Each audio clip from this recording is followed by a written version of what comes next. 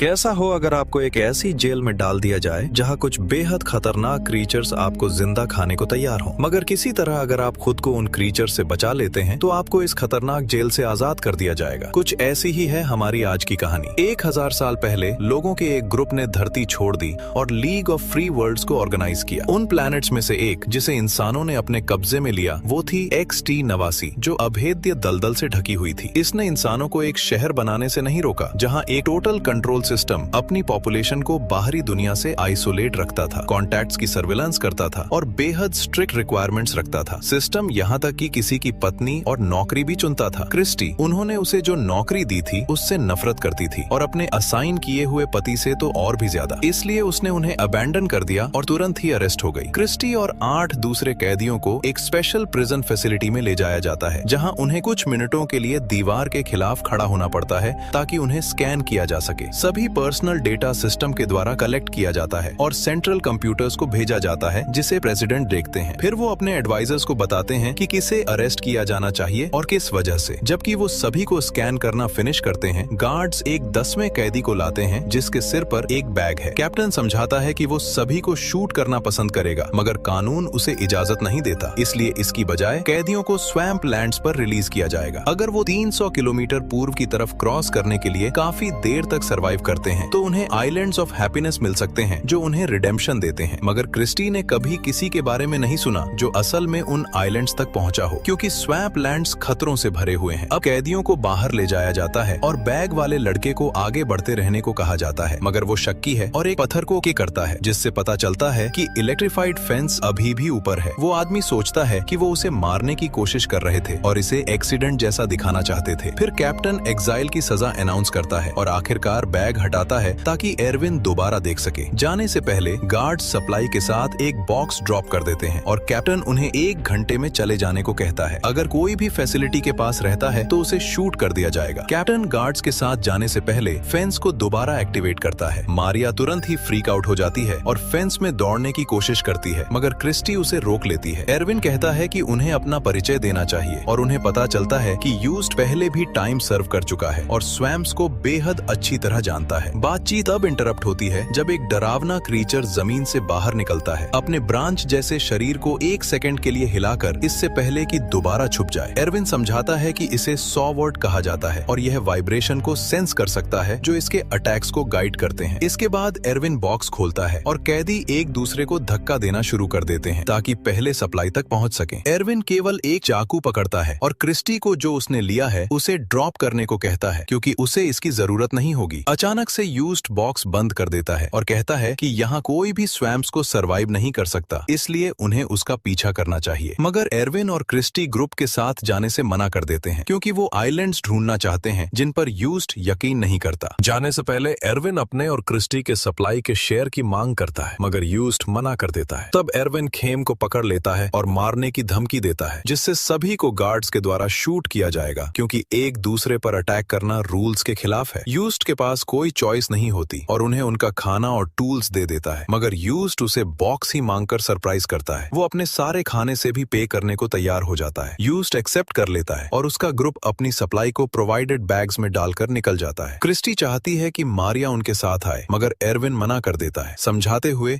कि वो औरत बेहद अनस्टेबल है और केवल उन्हें स्लो करेगी। उसे शक है कि मारिया सरवाइव करेगी और चाहता है कि ये यूज्ड की प्रॉब्लम बने। एरविन डिटेल्स शेयर करता है कि कैसे 2 लोगों की टीम सर्वाइवल के लिए परफेक्ट है और क्रिस्टी को एहसास होता है कि वो इस बारे में कुछ देर से सोच रहा है, इसलिए वो उसे कैलकुलेटर बुलाती है। एरविन क्रिस्टी को अपने आगे चलवाता है क्योंकि वो हल्की है, मतलब वो किसी भी गहरे स्वैम्प को ढूंढ सकती है बिना फंसे। वो बॉक्स को एक रस्सी से अपने शरीर से बांधकर खींचेगा। कुछ घंटों की वॉकिंग के बाद ड्यूओ के पास लेला पहुंचती है जो उनके साथ आना चाहती है और अपनी सप्लाई शेयर करने का वादा भी करती है। एरविन उनके ऑप्शंस पर विचार कर रहा होता है, तभी अचानक से कोई उन पर फायर करता है। एरविन और क्रिस्टी कुछ चट्टानों के पीछे छुपने के लिए दौड़ते हैं और जल्द ही फायर बंद हो जाती है। लेला को हिट नहीं हुआ था, मतलब शूटर एरविन के लिए जा रहा था। वो लेला को जाने को कहता है क्योंकि वो साफ तौर पर अटैक के पीछे की वजह है और एक गुस्से में आई हुई लेला अपने ग्रुप की तरफ वापस दौड़ती है। इसके बाद क्रिस्टी और एरविन अपनी यात्रा जारी रखते हैं, जमीन पर रेंगते हुए, बॉक्स को अपने पीछे एक शील्ड की तरह रखते हुए। क्रिस्टी बॉक्स के ऊपर अजीब छोटे क्रीचर्स नोटिस करती है, मगर एरविन उसे आश्वस्त करता करता है कि वो पीसफुल है। एक बार जब वो मैग्नेटिक रिज को क्रॉस कर लेते हैं तो एरविन खड़ा हो जाता है क्योंकि गन्स वहाँ काम नहीं करती। वो दूसरे ग्रुप पर जासूसी करने के लिए कुछ चट्टानों के पीछे छुप जाता है और कंफर्म करता है कि वो उसके ट्रेल का पीछा कर रहे हैं। एरविन ये भी नोटिस करता है कि उनमें से एक कैदी मिसिंग है, ठीक इससे पहले कि एक लाइट इंडिकेट करे कि फैसिलिटी की कैनन फायर की गई थी, मतलब एक आदमी पीछे रहा और मारा गया। क्रिस्टी सोचती है कि क्या आइलैंड्स असली हैं और एरविन कहता है कि कैप्टन का उसे फेंस से लगभग मारना प्रूफ है कि वो हैं। अगर कैदियों को सचमुच सर्वाइवल का कोई मौका नहीं होता तो वो उसे मारने की कोशिश में वक्त बर्बाद नहीं करते। एरविन दावा करता रहता है कि वो स्वैम्प्स को अच्छी तरह जानता है, मगर वो कभी वहां गया नहीं है, जिसे क्रिस्टी कॉन्ट्राडिक्टरी पाती है। वहीं फैसिलिटी में कैप्टन प्रेसिडेंट से बात करता है, जो गुस्से में है क्योंकि वो एरविन को मारने में फेल हो गए। तब ये रिवील होता है कि शूटर मतियास था, वो कैदी जो पीछे रहा। वो असल में एक गार्ड था जो अंडरकवर काम कर रहा था और कैनन ने उसे कभी नहीं मारा। ये सब शो के लिए था। कुछ देर बाद क्रिस्टी और एरविन आराम करने और कुछ पानी लेने के लिए रुकते हैं। उसी वक्त एक इलेक्ट्रीफाइड टेंटिकल जमीन से बाहर आता है और लगभग क्रिस्टी पर अटैक करता है, मगर एरविन अपने क्लो के साथ उस पर कूदकर उसे रोकता है। टेंटिकल वापस लड़ना शुरू कर देता है, अपने आप को एरविन के शरीर के चारों तरफ लपेटते हुए और उसकी छाती पर वार करते हुए। एरविन की हिदायतों का पालन करते हुए क्रिस्टी चाकू पकड़ती है और नीचे से काटती है, जिससे अंडरग्राउंड क्रिएचर रिट्रीट कर जाता है। एरविन कटे हुए टेंटिकल को एक हथियार की तरह इस्तेमाल करने के लिए रखने का फैसला करता है। इसके बाद क्रिस्टी एरविन के घाव को साफ करती है, जबकि एडमिट करती है कि उसका क्राइम मर्डर था। उसने डिवोर्स परमिट पाने की कोशिश की और गवर्नमेंट वर्कर ने उसे छेड़ने की कोशिश की, इसलिए उसने सेल्फ डिफेंस में काम किया। वो दूसरे ग्रुप के आने से इंटरप्ट हो जाते हैं और जब यूज्ड बॉक्स चुराने की कोशिश करता है तो एरविन टेंटिकल को एक चाबुक की तरह इस्तेमाल करके उसे दूर रखता है। यूज्ड का ग्रुप पीछे हट जाता है और ड्यूओ अपनी यात्रा जारी रखता है। कुछ घंटों बाद एरविन नोटिस करता है कि यूज्ड और उसके लोग अभी भी उनका पीछा कर रहे हैं। क्रिस्टी सोचती है कि ग्रुप कहाँ जा रहा है अगर यूज्ड आइलैंड्स पर यकीन नहीं करता, और एरविन थ्योराइज करता है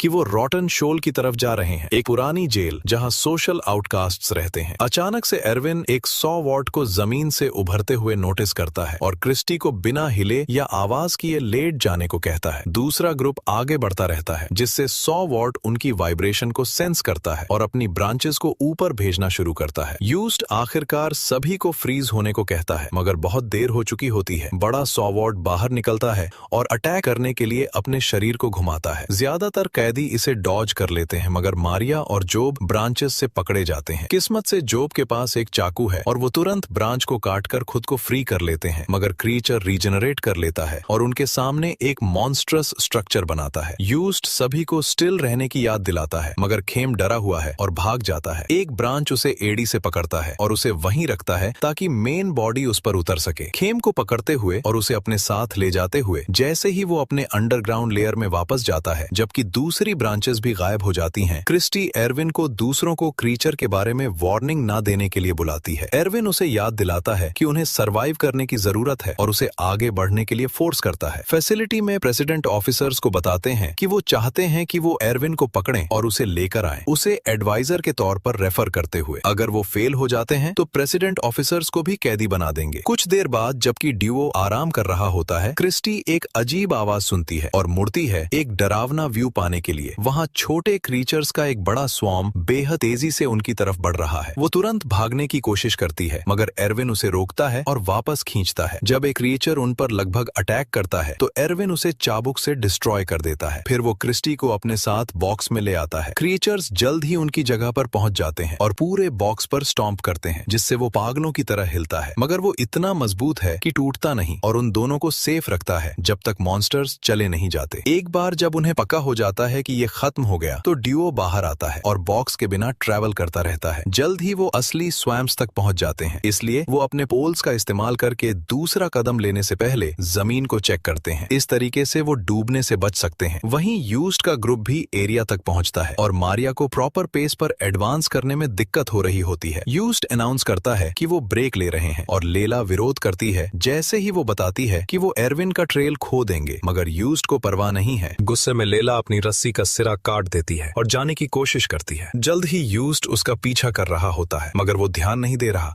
और एक स्वैम्प होल में गिर जाता है। लेला उस पर हंसती है जैसे ही वो मदद की भीख मांगता है और जोब उसे रेस्क्यू करने के बारे में सोचता है, मगर लेला उसे रोकती है। वो समझाती है कि एरविन प्रेसिडेंट के लिए एडवाइजर हुआ करता था और उसके पास इस एरिया के बारे में सभी रिक्वायर्ड इन्फॉर्मेशन है, इसलिए उन्हें उसका पीछा करना चाहिए, ना कि यूज्ड का। ज्यादातर ग्रुप मान जाता है और उसके साथ निकल जाता है, मगर यान पीछे रहता है और यूज्ड को होल से बाहर निकालने में मदद करता है। बाद में शाम को एरविन ढेर सारे बग्स पकड़ता है और उन्हें कच्चा खा लेता है। क्रिस्टी को भी ऐसा ही करने को कहते हुए अगर वो सरवाइव करना चाहती है। क्रिस्टी ऐसा करती है, हालांकि उसे टेस्ट डिस्गस्टिंग लगता है और एरविन क्लैरिफाई करता है कि उन्हें बॉयल करने से उनका टेस्ट और भी बदतर हो जाएगा। जबकि वो आराम करते हैं, एरविन आखिरकार शेयर करता है कि वो क्यों कैद किया गया था। लेला सही थी, वो प्रेसिडेंट के लिए एडवाइजर हुआ करता था और वो तब पकड़ा गया जब उसने कुछ इन्फॉर्मेशन लीक करने की कोशिश की जो सिस्टम में करप्शन को प्रूव करती। आखिर में एरविन ने खुद को सरेंडर कर दिया, जानबूझकर एग्जाइल होने की उम्मीद में। वो जानता था कि सिस्टम उसके बिना काम नहीं कर सकता, इसलिए गायब होना इसे डिस्ट्रॉय करने का सबसे इफेक्टिव तरीका होगा। फैसिलिटी में कैप्टन डिस्कवर करता है कि सिस्टम कुछ एरर्स से गुजर रहा है जो कम्युनिकेशन सैटेलाइट्स को फेल करवाते हैं, मगर कोई भी इसे रीस्टार्ट नहीं कर सकता क्योंकि एरविन ही केवल वो है जो कोड जानता है। कुछ देर बाद लेला का ग्रुप पास में दो लोगों को देखता है और उनके पास यह सोचते हुए पहुंचता है कि ये एरविन और क्रिस्टी हैं, मगर पता चलता है कि वो दो कैदी हैं जो हमेशा के लिए वहां फंसे हुए हैं और कैनिबल बनकर सरवाइव किए हैं। वो तुरंत ग्रुप पर अटैक करते हैं और मारिया को पकड़ लेते हैं कि भाग जाते हैं। क्रिस्टी दूरी में उसकी चीख सुन सकती है और वापस जाना चाहती है, मगर एरविन उसे रोकता है क्योंकि यह खतरनाक है। मारिया की चीख तब रुकती है जब कैनिबल्स उसे एक पत्थर से मार डालते हैं। इसके बाद क्रिस्टी शोक मनाने के लिए एक पल लेती है और सोचती है कि इस डरावनी सजा के बारे में कौन सोच सकता है, इसलिए एरविन एडमिट करता है कि यह वो था। क्रिस्टी उसे एक मॉन्स्टर मानती है, मगर एरविन बताता है कि जब कानून अनाउंस किया गया तो किसी ने विरोध नहीं किया, इसलिए सामान्य पॉपुलेशन उतनी ही भयानक है जितना वो है। एक गुस्से में आई हुई क्रिस्टी उसे अपमानित करती रहती है, कहते हुए कि एरविन की चेतना बहुत देर से जागी। अपनी खुद की गिल्ट से कन्फ्रंट होते हुए एरविन भाग जाता है और एक क्रिएचर का ध्यान पाने के लिए चीखना शुरू करता है, खुद को डिलीट करने की उम्मीद में। कुछ भी नहीं दिखता और एरविन सोचता है कि मॉन्स्टर्स भी उसे नहीं चाहते, इसलिए वो क्रिस्टी को गाइड करते रहने के लिए मान जाता है। अभी भी गुस्से में वो एडमिट करती है कि कैप्टन ने उसे फ्रीडम ऑफर की थी अगर वो एरविन को मार देती, मगर उसने मना कर दिया। वहीं यूज्ड और यान लेला के ग्रुप को ढूंढते हैं और रिवेंज के लिए तैयार हो जाते हैं। जब यूज्ड लेला को गर्दन से पकड़ता है तो वो आखिरकार सच उगलती है। कैप्टन ने उसे फ्रीडम ऑफर की थी अगर वो एरविन को मार देती। उसकी स्टोरी कंफर्म करने के लिए वैलेंटाइन उसके शरीर पर एक स्कैनर इस्तेमाल करता है और लेला की एड़ी पर एक ट्रैकर पाता है। यूज्ड अनाउंस करता है कि उन्हें इसे काटना होगा, इसलिए लेला भागने की कोशिश करती है मगर अचानक से गिर जाती है। जब वो पीछे देखती है तो एक कोबवेब जैसे क्रिएचर को अपनी टांग पकड़ते हुए डिस्कवर करती है। जल्द ही ज्यादा स्ट्रैंड्स जमीन से बाहर आते हैं और लेला को कवर करना शुरू करते हैं जब तक वो हिल या सांस नहीं ले सकती। यूज्ड दोबारा ग्रुप का कंट्रोल ले लेता है और वो लोग निकल जाते हैं, जबकि ट्रैकर कैप्टन को मैसेज भेजता है। वो ये जानकर खुश होता है कि लेला मर गई है और रिवील करता है कि उसके पास एक ओल्ड स्टाइल गन है जो स्वैम्प एरिया में काम करेगी, इसलिए वो मतियास को इसके साथ बाहर भेजता है। वापस यूज्ड के ग्रुप की तरफ वो वैलेंटाइन को जमीन पर एक बैग पाते हुए देखते हैं और उसे खोलते हैं। एक आला सब्सटेंस बाहर आता है और उसके शरीर में घुस जाता है, तुरंत उसे मार डालता है और उसके चेहरे के मांस को खा जाता है। कुछ ही पलों बाद यान क्रिस्टी और एरविन के पास पहुंचता है, कहते हुए कि उसने अपना ग्रुप अबैंडन कर दिया है। एरविन उस पर यकीन नहीं करता और वो सही साबित होता है जब एक ऑब्जेक्ट उसके सिर पर हिट करता है, उसे नॉक आउट करते हुए। जब एरविन उठता है तो डिस्कवर करता है कि उसे और क्रिस्टी को बचे हुए 3 कैदियों ने पकड़ लिया है। यूज्ड समझाता है कि वो रॉटन शोल के एंट्रेंस के पास है, मगर उन्हें इसके पास पहुंचने के लिए एक प्लान की जरूरत है, वरना उन पर एम्बुश किया जा सकता है। एरविन चाहता है कि क्रिस्टी उसके बिना निकल जाए, मगर वो मना कर देती है और उसे किस करती है। इसके बाद यूज्ड एरविन को उठाता है और उसे अपने कंधों पर कैरी करता है, जबकि एक ऑफिसर को ढूंढते हुए एक डील करने की उम्मीद में। रॉटन शोल में मतियास और 2 ऑफिसर्स पहुंचते हैं। वो वहां छुपे हुए कुछ कैदियों को नॉकआउट कर देते हैं